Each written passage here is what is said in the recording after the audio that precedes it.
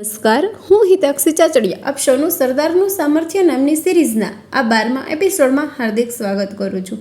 આજના આ 12મા એપિસોડમાં જાણીએ વલ્લભભાઈ પટેલના જીવન સાથે સંકળાયેલા કેટલાક પ્રેરણાત્મક પ્રસંગોમાંથી એક નાનકડા પ્રસંગ વિશે। વલ્લભભાઈ પર જ્યારે ગાંધીજીના શબ્દોની અસર પડી તે સમયનો આ પ્રસંગ છે। ગાંધીજીએ જ્યારે ગુજરાત સભામાં દાખલ થવા માટે નીચે શરત મૂકી તે જાણીને વલ્લભભાઈ સતેજ થયા।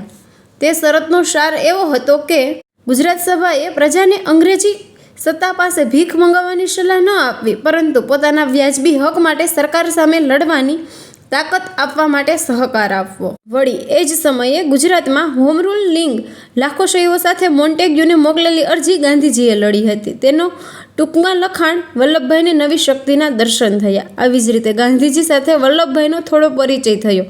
વલ્લભભાઈને થયું કે આ ગામડિયો જાણાતો માણસ પ્રજાને સત્તા પાસે ભીખ માંગવાની જવાની સલાહ ના આપે, પણ પ્રજા તરીકે પોતાના હક મેળવવાની શક્તિ કેળવવાનું કહે છે। વલ્લભભાઈ સમજી ગયા કે આ પુરુષ સત્ય વાત કહે છે, તેની પાસે દંભ નથી પણ પ્રજાને શક્તિશાળી બનાવવાની વાત છે। આવી જ રીતે ગાંધીજીના શબ્દોની અસર વલ્લભભાઈ પર પડવા લાગી હતી।